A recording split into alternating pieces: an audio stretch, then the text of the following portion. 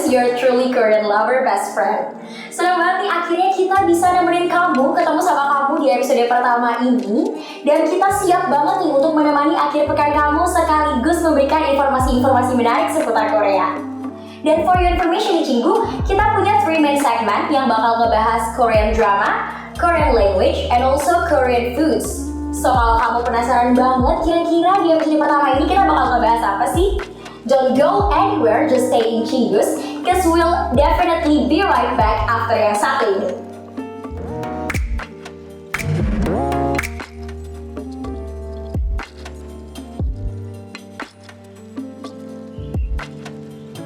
Oh hai Cinggu, gila, aku tuh baru habis nonton Startup episode 10 dan itu bener-bener sedih banget. Bener-bener complicated banget, dan kalau misalnya kamu juga nonton Startup episode 10, aku yakin banget kamu juga pasti ngerasain hal yang sama. But anyway, welcome to Korean Hallyu, segmen yang bakal ngebahas drama Korea, the 3 most top hits drama Korea of the week, which means yang bakal aku bahas hari ini adalah drama-drama Korea yang memang masih ongoing. Dan yes, karena dari tadi emang aku udah ngomongin soal startup, hari ini drama Korea pertama yang bakal aku bahas adalah Startup. For your information, Cinggu yang mungkin belum pernah dengar soal drama Korea Startup ini, jadi drama Korea ini merupakan drama yang dirilis oleh TVN dan juga ditayangkan di Netflix. Dan menurut data yang aku baca pada tanggal 13 November lalu, drama Korea Startup ini menempati peringkat pertama dari daftar 10 tontonan yang paling banyak diakses di Netflix Korea. Ini artinya drama Korea yang tergolong baru ini udah bersaing dengan drama-drama populer lainnya seperti Emily in Paris, Reply 1988, kemudian show populer seperti Knowing Brothers, dan also drama yang juga baru ongoing yaitu Private Lives. Dan aku akuin Cinggu emang Startup ini punya alur cerita yang menarik. Dia gak cuma melulu ngebahas soal romance, soal cinta-cintaan, tapi dia juga mencoba berfokus pada cara seseorang meraih cita-cita atau meraih tujuan mereka. Dan cuma itu, family matters yang diangkat pun juga luar biasa banget. Dan kalau misalnya mungkin kamu belum tahu nih seputar alur ceritanya, kalau aku ceritain sedikit, drama Startup ini bercerita soal kakak beradik yang berjuang menjadi seorang CEO untuk membangun perusahaan rintisan alias startup ini. Dan kakak beradik ini diperankan oleh Kang Hana sebagai kakak dan juga oleh Suzy sebagai adik. Mereka ini merupakan kakak beradik yang sebelumnya deket banget, akur banget waktu kecil, tapi kemudian mereka jadi semacam bermusuhan ketika kedua orang tuanya bercerai. Dan ketika itu, Suzy memilih untuk mengikuti ayahnya, sedangkan Kang Hana memilih untuk mengikuti ibunya. Bukan cuma alur ceritanya aja yang bakal bikin kamu betah nonton drama ini, karena visualnya pun dewa-dewa. Kamu bayangin aja Cinggu, 4 visual hebat digabungin dalam satu frame. Ada Nam Joo Hyuk, ada Suzy, ada Kang Hana, dan pastinya ada Kim Sono. Gila gak sih? Gila banget sih kalau menurut aku Cinggu. Saking populernya Startup ini, drama ini berhasil memecah penonton drakor setia Indonesia menjadi 2 kubu Cinggu. Kalau kamu ingat beberapa waktu yang lalu di awal November, sempat ada trending topic di Twitter yaitu #Team Jipyong dan #Team Dosan. Bahkan beberapa kali public figure pun mengaku bahwa mereka juga mendukung Dosan atau mendukung Jipyong. Kalau kamu tahu, Maudy Ayunda dan Tiara Pangestika juga sempat mendeklarasikan dukungan mereka kepada Dosan alias mengaku menjadi tim Dosan. Sementara itu, public figure lainnya seperti Arif Muhammad dan Iwan Usman mengaku bahwa mereka adalah tim Jipyong. Tapi nih, kalau kita ngomongin soal Jipyong, aka Kim Sono, sebenarnya Kim Sono ini adalah aktor yang baru debut di dunia drama Korea pada tahun 2017 lewat drama Good Manager. Sebelumnya Kim Sono ini cukup populer di teater yang membuat dirinya itu sering diincar oleh penonton. Jadi konon ceritanya Kim Sono ini kalau main teater gitu ya, penontonnya suka ngantri sampai di jalanan cuma demi bisa nonton teater dari Kim Sono. Tapi kemudian ketika Sono main di drama Korea Startup ini, popularitasnya itu seperti melonjak berkali-kali lipat di Cinggu. Kalau kamu perhatiin, followers Kim Sono sekarang udah 2 juta, which is sudah meningkat 2 kali lipat dari followers dia sebelum main Startup. Dan selain itu, Kim Sono ini yang baru 3 tahun debut juga akhirnya berhasil mencuri banyak hati wanita ya, terutama di Indonesia yang jelas-jelas mengaku bahwa dirinya adalah tim Jipyong. Dan Cinggu, kalau kamu juga udah penasaran banget nih sama kelanjutan cerita Startup, apakah Dangmi akhirnya akan dipasangkan dengan Jipyong? Atau mungkin Dangmi akhirnya akan dipasangkan dengan Dosan? Di luar nonton aja, karena kalau ini, tanggal 20 November 2020, Startup akan kembali tayang di episode 11 dan kamu akhirnya bisa melihat nih, apakah kebohongan dari 15 tahun yang lalu akan membuat Dalmi bersama Dosa atau mungkin Dalmi bersama Jipyong. Kayaknya pembahasan seputar startup aku cukupin sampai di sini dulu aja Cinggu, karena takutnya kalau aku terus-terusan ngebahas startup aku bisa nih memecah Cinggu menjadi dua kubu, Jipyong Dosa, dan aku gak mau hal itu terjadi. So don't go anywhere, stay tune terus karena setelah ini aku pasti akan ngebahas drama Korea lainnya yang pastinya juga akan bikin kamu betah buat nonton. Back again with me, dan drama kedua yang akan aku bahas kali ini adalah Tale of the Nine-Tailed. Drama ini juga merupakan suatu drama populer yang masih ongoing dan dirilis oleh TVN. 잊어라. 나에 대한 모든 것을. 당신이 죽였어요? 아님 죽이러 왔나? 원하는 게 뭐야? 당신이 내가 준 유일한 단서야. 우리 싸우지 말고 내기하자요. 네가 속한 세상으로 돌아가. 어둠에 길들여진 인간은 인간도 뭣도 아닌 존재가 된다. Harus aku akui bahwa kemungkinan nggak semua orang akan suka sama drama ini karena tokoh-tokohnya itu diangkat dari urban legend di Korea Selatan. Seperti contohnya misalnya tokoh utamanya itu merupakan Gu Min-ho alias siluman rubah berekor 9 yang hidupnya udah kurang lebih 1000 tahun ya. Tokoh ini diperankan oleh Lee Dong-wook. Tapi kalau misalnya kamu udah mulai nonton drama ini dan kamu ngerasa agak kurang cocok nih sama alur ceritanya, please just bear with this drama karena aku jamin makin ke belakang alurnya itu makin menegangkan, konfliknya juga makin complicated. Selain itu juga jajaran-jajaran pemain yang tampil di situ itu aku jamin bakal bikin kamu betah buat nonton. Karena selain diperankan oleh Lee Dong-wook, drama ini juga diperankan oleh Kim Bok, Jo Bo-ah, dan Lee Tae-ri. Dan for your information nih, Kim Bok, drama Korea Tale of the Nine-Tailed ini merupakan drama comeback dari Kim Bok setelah 4 tahun yang lalu membintangi drama Mrs. Cop 2. Kalau kamu sebelumnya juga udah pernah nonton Boys Over Flowers ya yang tayang di tahun 2009, kamu juga mungkin udah ngeh banget nih sama transformasinya Kim Bok ya dari tahun 2009 ke 2020. Tapi kalau aku boleh jujur ya, meskipun mungkin gayanya bertransformasi mengikuti perkembangan zaman, mukanya nggak terlalu beda jauh nih. Apa jangan-jangan Kim Bok adalah siluman yang sebenarnya? We never know. Tapi mungkin kita harus akui bahwa mungkin kamu akan sedikit bingung dengan tokoh Kim Bok di awal drama ini. Jadi Kim Bok di sini memerankan tokoh Mirang yang merupakan adik dari Lee Dong-wook aka Hee-yeon. Kemudian mereka ini adalah adik saudara dekat gitu ya dari awal, tapi somehow karena satu permasalahan mereka jadi musuhan. Sama ya kayak startup kakak adiknya musuhan. Aku gak ngerti apa mungkin kakak adik yang musuhan ini cukup populer di Korea Selatan. Tapi intinya Hee-yeon dan juga Irang itu akhirnya agak bermusuhan. Kemudian awal-awal kamu akan khawatir nih karena Irang beberapa kali mencoba untuk menyakiti Hee-yeon. Tapi turns out akibat satu kejadian Irang jadi berubah. Nah berubahnya gimana? Tuh silakan kamu nonton aja karena kalau aku yang kasih tahu itu definitely adalah sebuah spoiler. Jadi silakan kamu nonton sendiri aja. Intinya you don't have to worry sama tokoh Irang ini. Yang perlu kamu khawatirin justru tokoh Lee Tae-ri. Kalau kamu sebelumnya udah nonton Extraordinary You, pasti kamu tahu banget betapa gemesnya Lee Tae-ri di drama itu. Tapi kali ini dia justru memerankan tokoh yang I think 180 degrees different from Pri Chumi Kering di Extraordinary You. 여기 있을걸?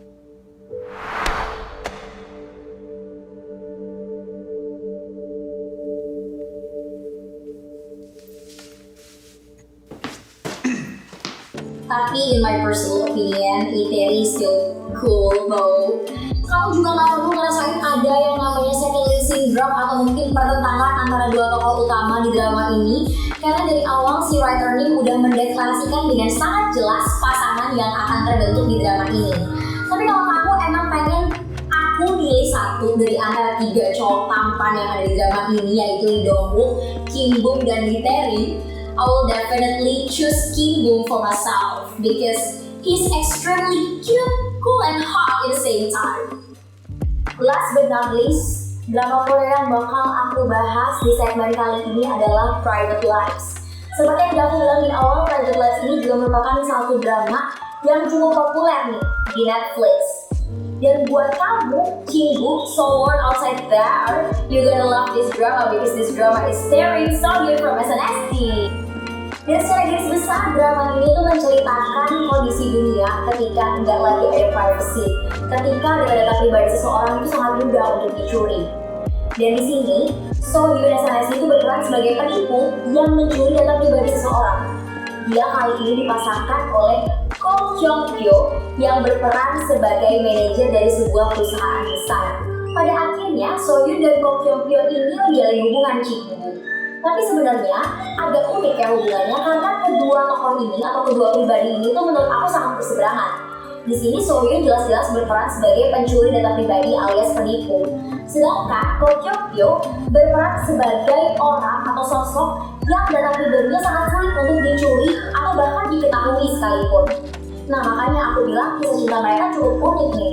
Tapi kalau misalnya kamu emang berharap banyak sama adegan-adegan penipuannya atau mungkin action-action yang dialami oleh kedua tokoh dalam pekerjaan mereka, menurut aku personally you don't need to expect too much sama kejadian-kejadian semacam itu. Karena makin ke belakang drama Korea ini lebih fokus untuk ngebahas kisah cinta antara kedua tokoh utama. Dan meskipun begitu aku rasa kamu tetap bisa untuk stay nonton drama ini karena visual-visual yang ditampilkan oleh para pemainnya juga sangat menghibur mata kamu. Anyway, Cinggu, I think this is the end of Korean Hallyu segment. Tapi kamu belum boleh kemana-mana dulu nih, karena kita masih punya banyak banget segmen menarik lainnya. Dan setelah ini kamu juga akan ditemenin sama Macy yang siap menambah pengetahuan kamu seputar bahasa Korea. Kali-kali aja setelah nonton segmen kita, kamu jadi bisa nonton drama Korea tanpa subtitle. 안녕하세요 친구, 저는 메이시입니다. Seperti namanya, di segmen kali ini gue bakal ngajak Cinggu untuk belajar basic things seputar bahasa Korea. Tapi kenapa sih kita mesti belajar bahasa Korea? Emang apa pentingnya selain bisa nonton drakor tanpa subtitle?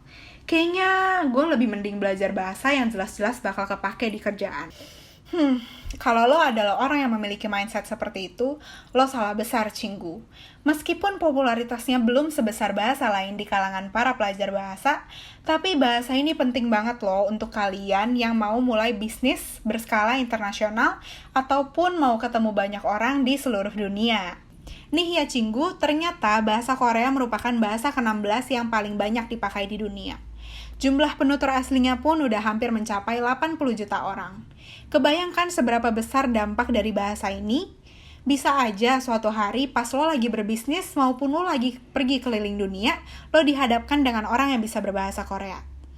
Kayaknya mungkin aja sih mereka bisa bahasa Inggris, tapi bakal keren banget dan jadi nilai plus buat Cinggu kalau misalnya lo bisa nyapa dia dengan bahasa Korea. Nggak cuma itu Cinggu, masih menurut situs yang sama, Korea Selatan merupakan negara ke-12 dengan ekonomi terbesar di dunia. Wah, udah sih, fix banget kalau lo mau mulai berbisnis, bekerja, ataupun sekedar jalan-jalan, kayaknya lo perlu tahu deh hal-hal dasar tentang bahasa Korea.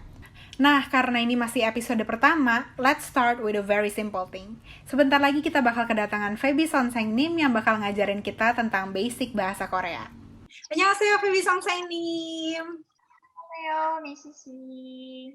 Oke, Feby Sonsengnim. Hari ini kita mau belajar apa ya? Hari ini nanti aku mau menjelaskan tentang alfabet Korea secara singkat, terus kata-kata sehari-hari, tapi lebih ke perkenalan diri.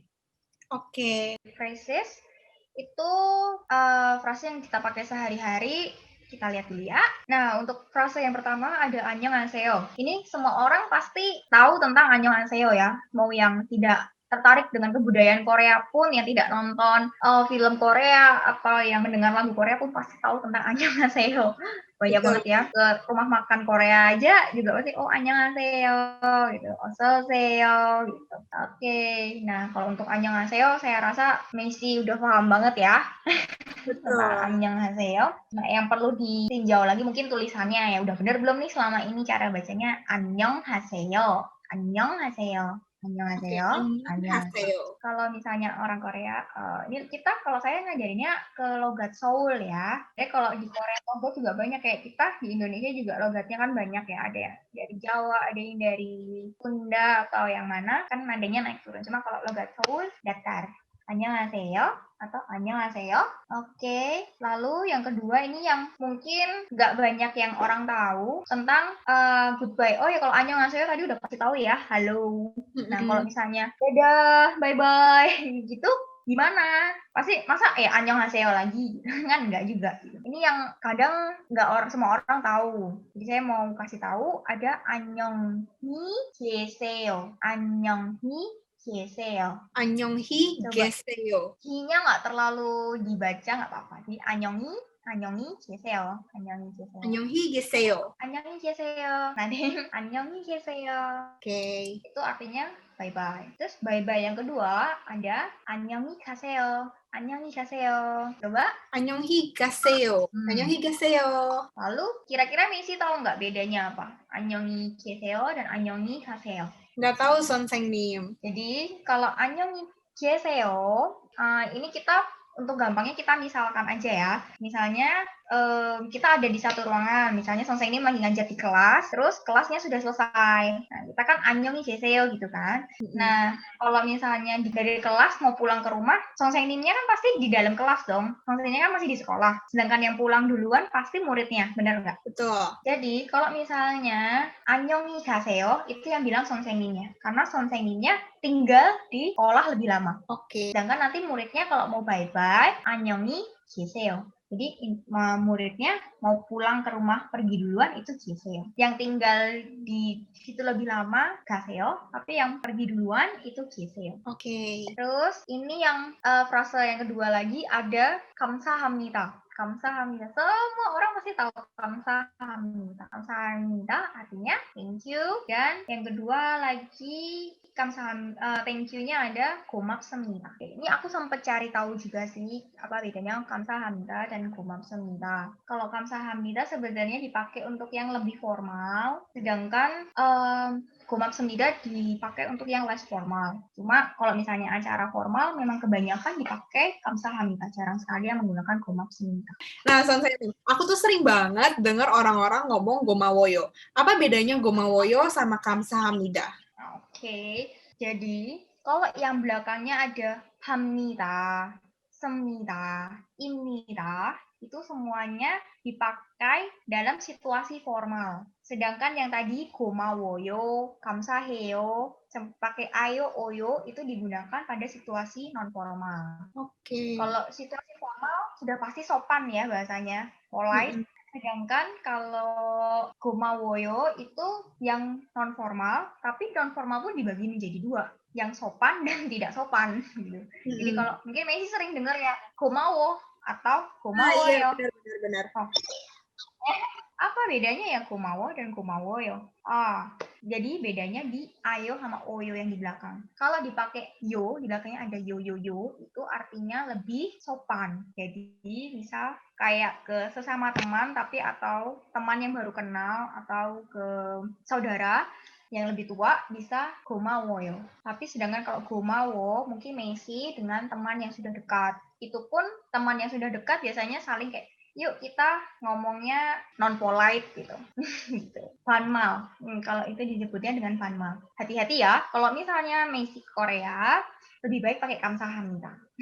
Dan kalau itu sebisa mungkin semuanya yang di belakangnya pakai you. Karena kalau yang belakangnya pakai nida biasanya lebih ke tulis atau ke pidato. Kalau ngomong biasa kita semua pakainya ayo oyo yang untuk sopannya ya. Berarti untuk lebih luas pemakaiannya yo di belakang. Ya, untuk lebih sopannya sih. Oke. Terus kalau misalnya dibilang 감사합니다, jawabnya apa? Masa diem doang atau senyum doang gitu kan? Enggak kan? Kita ini untuk basic ya. Untuk basic kita jawabnya 아니에요. Artinya nggak apa-apa, no problem. Thank you, no problem. Okay, it's okay. Gitu. Terus yang kedua ada 천만에요.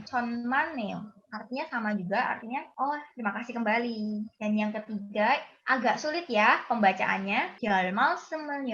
별말씀을요. Artinya juga sama, yaitu terima kasih kembali. Tapi untuk orang Korea, 천만에요 agak jarang dipakai ya. Saya nggak pernah dipakai, tapi saya bilang agak jarang dipakai. Biasanya pakainya 별말씀을요. Nah, tadi kan ada 안녕요 nih Sonsengnim. Apa bedanya 안녕요 dengan 안요? Jadi kalau misalnya 아니에요 itu lebih artinya bukan. Tapi kalau 아니요 artinya tidak. Contohnya, kalau misalnya saya tanya, 알겠어요? Yang artinya apakah mengerti? Jawabannya dua. 네, 알겠어요. Ya, saya mengerti. Kedua, 아니요, 모르겠어요. Enggak, saya enggak ngerti. Kalau misalnya contohnya, 메이시 씨 학생이에요? 메이시 씨 anak sekolah bukan? 네, 학생이에요. Ya, anak sekolah. Atau kalau misalnya bukan, 아니요, enggak, 학생 아니에요. Bukan 학생, bukan anak sekolah. Selanjutnya ada I'm sorry. Ini juga pasti sering dengar ya. 미안합니다. 미안해요. Pasti sering di drama-drama sering dengan kata-kata 미안해요. 미안합니다. Nah, untuk 미안합니다 lebih ke formal. Dan yang kedua ada 죄송합니다. 죄송합니다. Itu juga formal. Atau kalau less formalnya atau non formalnya kita sebutnya 죄송해요. 죄송해요. Nah, kalau dibilang 죄송해요 atau 미안해요, jawabnya apa? 괜찮습니다. 괜찮습니다. Artinya nggak apa-apa. Tuh. Jadi kalau misalnya musisi di kampus ada yang jatuhin buku kayak di drama, oh, 미안합니다. Jawabnya 괜찮습니다. 잘했어요. Nah, ini yang kayak tadi Messi tanya ya. 알겠어요? Ngerti nggak? Jawabannya ada 네, 알겠어요.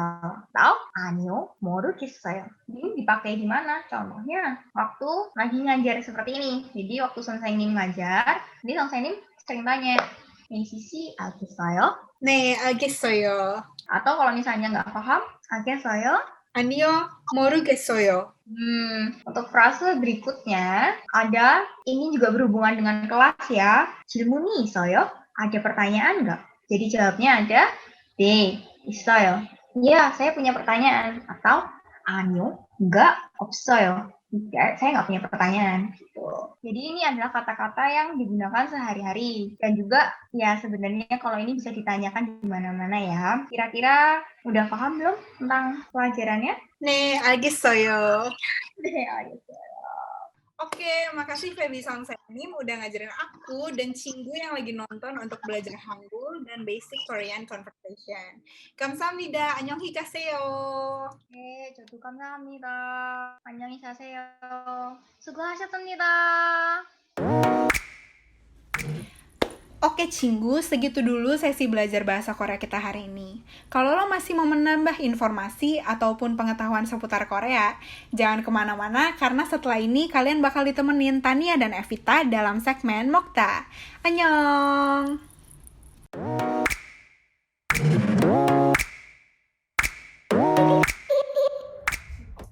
Hai Cinggu, welcome back to Mokta. Nama gue Tania. Gue Evita. Nah, setelah kalian di-update sama entertainment Korea dan juga belajar bahasa Korea, sekarang udah waktunya kita buat makan-makan. Oke, tapi lo nggak akan bisa makan dong kalau makanannya aja nggak ada. Iya sih, makanya sekarang kita mau ngajak Cinggu buat masak-masak. Tapi tenang aja, makanan yang bakal kita masak hari ini itu simple banget. Oke, langsung kita tunjukin aja bahan-bahannya apa yang akan kita gunakan hari ini. Nah, ini Cinggu bahan-bahannya. Yang pertama, ada nasi, ada telur, ada garam, merica, saus tiram, kecap asin, bawang bombay, bawang putih, smoked beef atau kalian bisa ganti dengan protein yang lain, dan kimchi. Kimchi ini nggak perlu bikin sendiri ya Cinggu. Lu bisa dapetin kimchi ini langsung di supermarket yang menjual bahan makanan Korea. Setelah kalian lihat bahan-bahannya, pasti kalian bisa nebak kan kita mau masak apa? Bener banget, Cinggu. Kita mau masak nasi goreng kimchi atau kimchi bogombap. Nah, nasi goreng kimchi ini salah satu makanan yang paling populer di Korea Selatan. Katanya sih banyak dijual di kedai dan warung-warung di Korea. FYI aja nih Cinggu, nasi goreng kimchi ini menggunakan kimchi yang udah terlalu matang. Masakan lain yang bisa kalian masak untuk menggunakan kimchi yang terlalu matang ini adalah kimchi jjigae atau sup kimchi ala Korea. Bener banget kata Evita, kimchi bogombap ini populer banget di Korea karena masak kimchi bogombap ini gampang banget.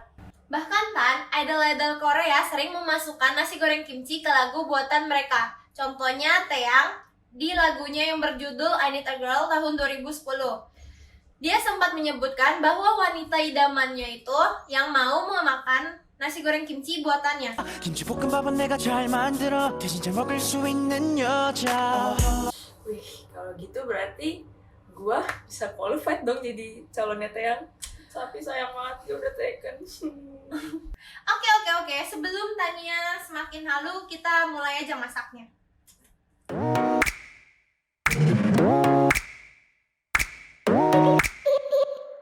Oke, yang pertama kita pakai mentega, masukin. Aduk-aduk sampai merata. Terus kita masukin bawang bombay sedikit saja.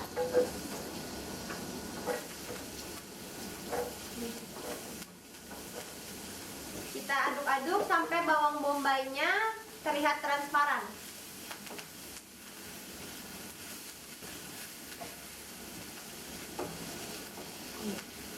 Oke. Setelah terlihat transparan, kita masukin bawang putih. Kita aduk-aduk sampai bawang putihnya wangi.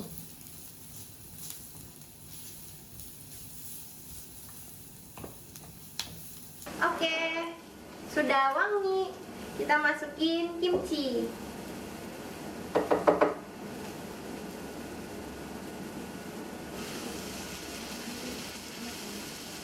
Kita masukin kimchi.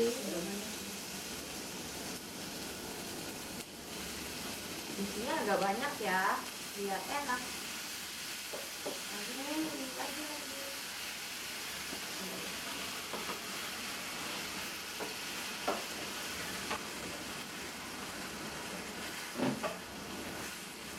Nah, ini udah lumayan layu ya. Sekarang kita mulai masukin bumbunya. Yang pertama kita masukin kecap asin kira-kira 1 sendok makan. Dan saus tiram kira-kira 1 sendok makan juga ya.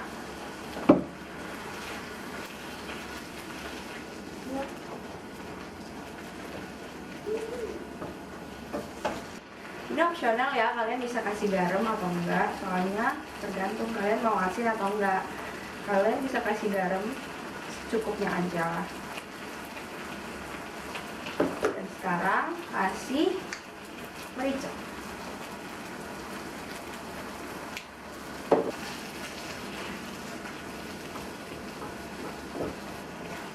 Sekarang kita masukin smoked beef.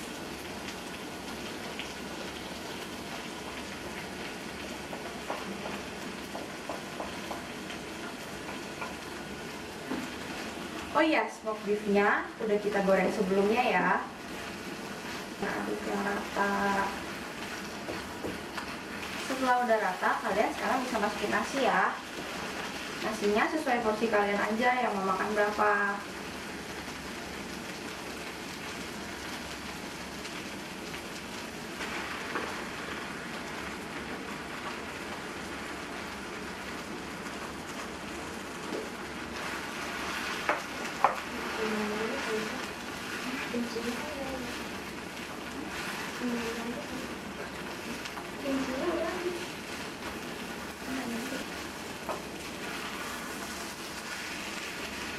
Nah, ini sekarang udah rata. Sekarang kita suruh ya, kita cobain.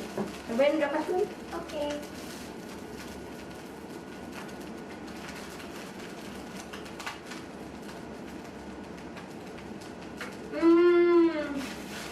Udah? Mantap. Sekarang udah selesai. Kita pindahin ke tempat Makan. makan.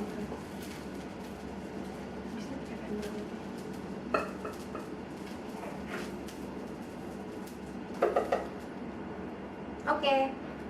Nasi goreng kimchinya udah jadi. Sekarang kita mau masak telur ceplok untuk melengkapinya. Udah masukin menteganya, kita aduk-aduk sampai rata.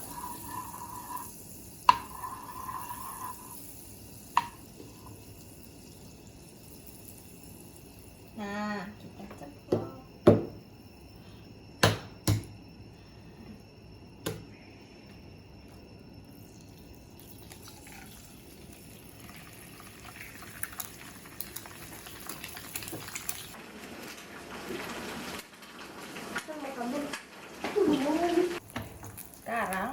udah matang, kita pindahin ke atas kimchi bokkeumbapnya.